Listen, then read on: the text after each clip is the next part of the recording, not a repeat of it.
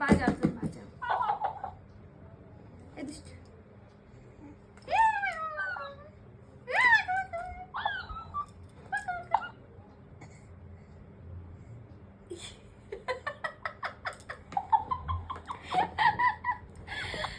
বেশিরভাগ বাচ্চাদের ভিডিও দেখেছি এই ক্যাকটাস থেকে ভয় পায়, আমার ছেলে ভয় পায় না, ওর গলাটা মানে সব ধরে নিচ্ছে, চোখ গেলে দেবে দেখো।